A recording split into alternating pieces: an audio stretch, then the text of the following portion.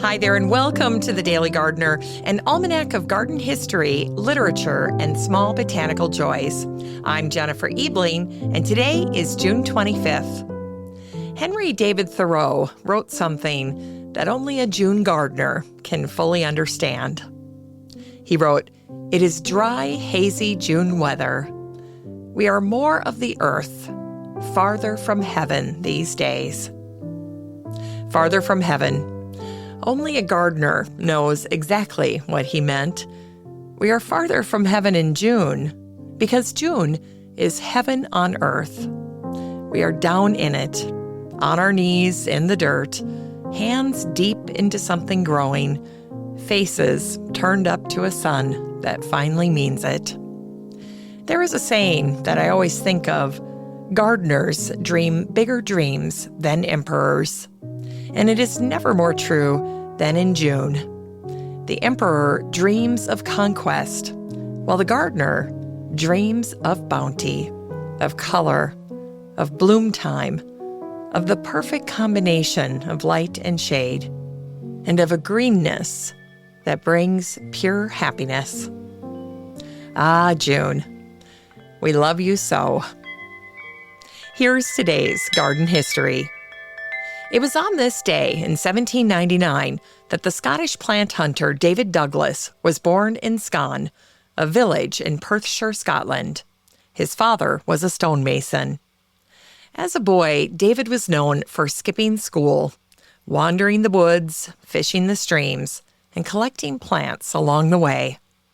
At 11, he was apprenticed to the gardens at Scone Palace, where Scotland's kings had once been crowned. Years later, while working at the Glasgow Botanic Garden, David caught the attention of the botanist William Jackson Hooker. Hooker admired David's boundless energy and recommended him to the Royal Horticultural Society, which soon sent him to North America in search of plants. His greatest expedition began in 1824. Working from Fort Vancouver on the Columbia River, David spent 3 years traveling by canoe and on foot, covering nearly 4,000 miles. During that time, he introduced roughly 240 new plants to Britain, including the Sitka spruce, ponderosa pine, sugar pine, the California poppy, and the magnificent tree that would forever bear his name, the Douglas fir. David knew that he had stumbled on something extraordinary. Writing to Hooker, he joked, "You'll begin to think I manufacture pines at my pleasure." But it wasn't always easy. His search for the giant sugar pine nearly killed him. After falling into a ravine and badly injuring himself, David still managed to reach the tree and shoot down 3 enormous pine cones for study. On his final expedition, David traveled through California and on to Hawaii, where he became only the second European to reach the summit of Mauna Loa. But on June 12, 1834, while exploring the slopes of Mauna Kea, David fell into a pit trap used to catch wild cattle. A bull was already inside, and David died in that pit. David was only 35 years old. Today, more than 80 species bear his name, and a quarter of all standing timber in the United States is Douglas fir. And at Scone Palace, where David first learned to garden as a boy, one of the Douglas firs outside the castle was grown from the seed David had collected in Oregon.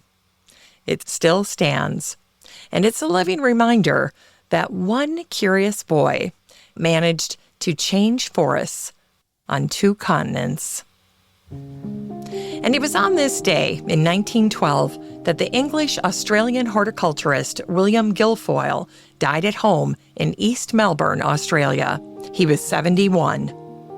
William was born in 1840 in Chelsea, England, the son of a nurseryman. As a boy, his family immigrated to Australia, where his father established an exotic nursery in Sydney. William inherited his father's love of plants, but he also possessed an artist's eye. In 1873, at the age of 32, William was appointed director of the Royal Botanic Gardens in Melbourne. But the appointment sparked controversy. William replaced the celebrated botanist Ferdinand von Mueller. And Mueller had designed the gardens as a scientific collection with rows of carefully labeled specimens. But the city of Melbourne wanted something more beautiful, and William agreed. And that's why he transformed the gardens with sweeping lawns, meandering paths, ornamental lakes, a fern gully, and graceful garden structures.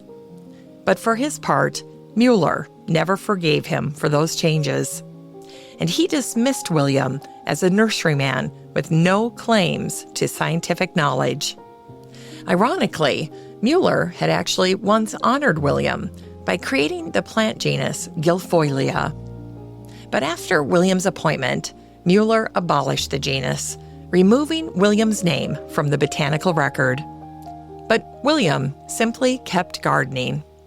For 36 years, he shaped one of the world's great botanic gardens, and among his most beloved creations was the Temple of the Winds.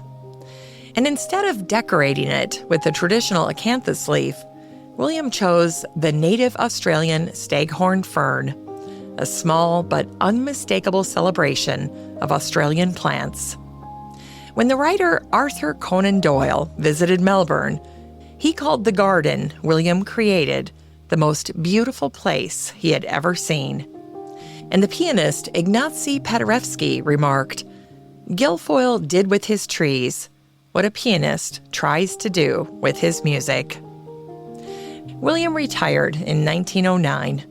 3 years later, he died on this day, June 25th, in 1912. Today, the Royal Botanic Gardens of Melbourne remain among the world's finest. The lakes are still there, the Fern Gully is still there, and the Temple of the Winds still bears the Australian staghorn fern, a classical garden reimagined with an Australian soul.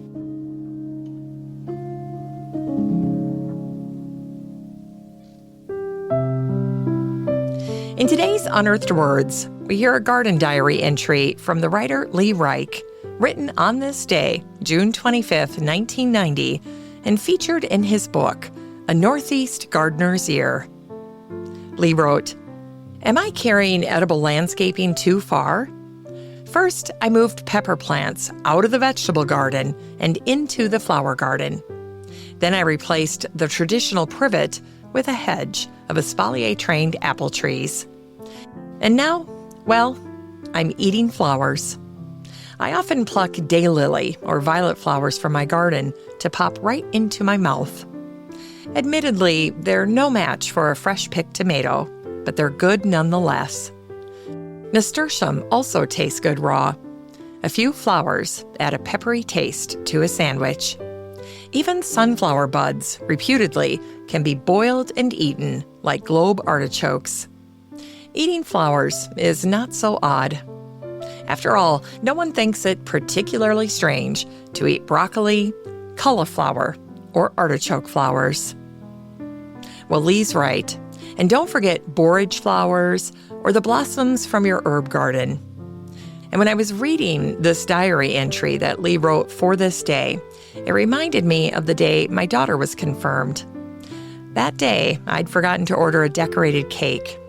So after I got a plain white sheet cake from Costco, I came home, walked into the garden, and gathered edible flowers and herbs, and then decorated the top of the cake myself, using the bounty from the garden. And it ended up being one of the prettiest cakes we've ever had for any family celebration. The pictures still make me smile. And it just goes to show that sometimes the garden gives us exactly what we need.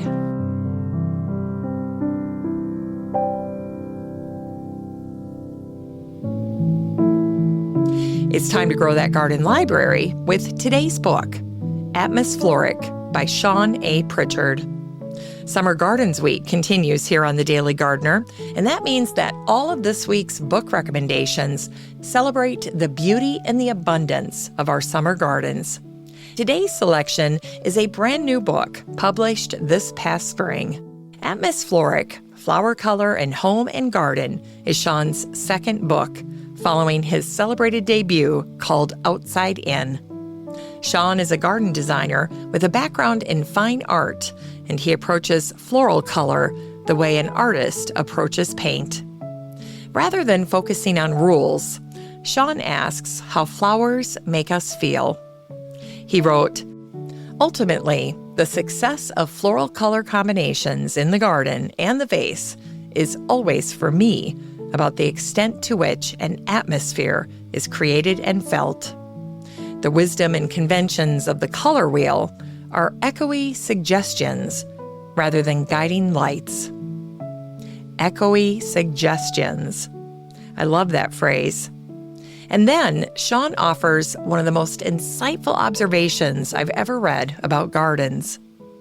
He wrote, "There is nothing quite like the sense of mental clarity that spending time in someone else's garden brings to me.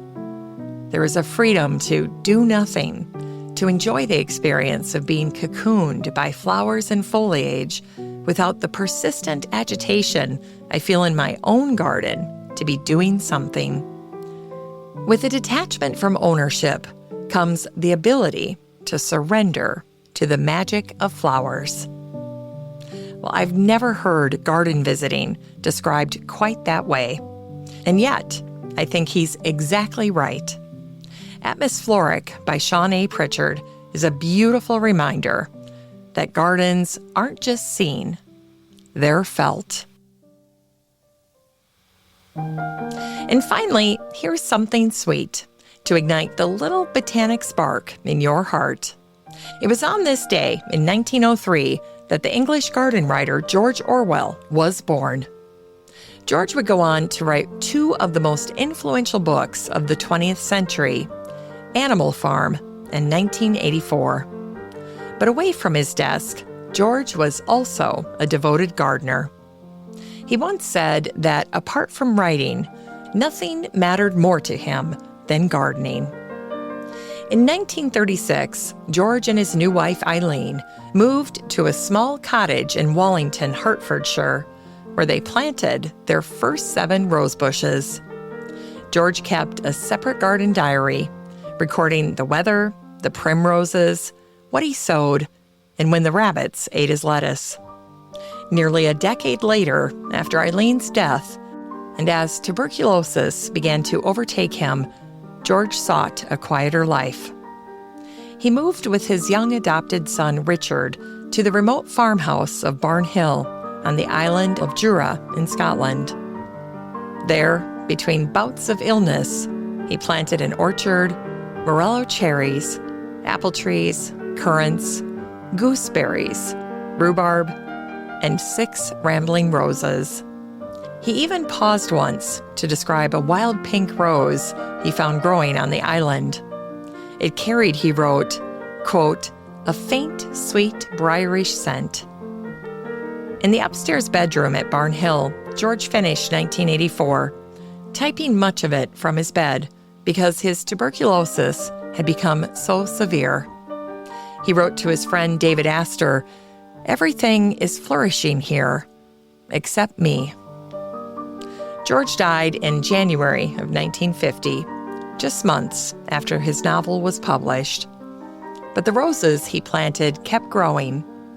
And more than 80 years later, the writer Rebecca Solnit visited George's old cottage and found some of those original 7 rose bushes still blooming. Her wonderful book, Orwell's Roses, opens with this single sentence. In the spring of 1936, a writer planted roses. I love that. Because George's life wasn't something that happened between gardening. His life unfolded while he gardened. Every fruit tree, every rose, every seed was an act of hope. And every time I plant something that won't bloom until next year, a tulip bulb in October, or a sapling that will outlive me, my mind goes to George Orwell, who planted roses 3 years before a sniper shot him in Spain, and who planted an orchard on Jura just a few years before tuberculosis eventually claimed his life. He planted all that beauty because he chose to. And that's the part that stays with me. In his books, George imagined a world where every choice was controlled. Yet in his own life, he kept choosing to plant roses, apple trees, cherries, currants, and gooseberries. To me, his garden was the opposite of the world he warned us about. It was where love was freely given.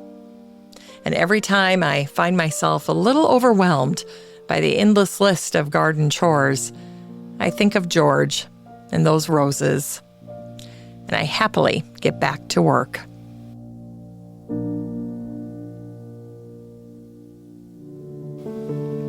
As we close the show today, remember, we are more of the earth these days. Dirt under the fingernails, sun on the back of the neck, the hazy, golden, unhurried quality of a June afternoon that feels like it belongs to you personally. This is the month gardeners were made for. Not the planning, not the waiting. This, right here, the living of it. Farther from heaven, because we're already there. Thanks for listening to The Daily Gardener. And remember, for a happy, healthy life, garden every day.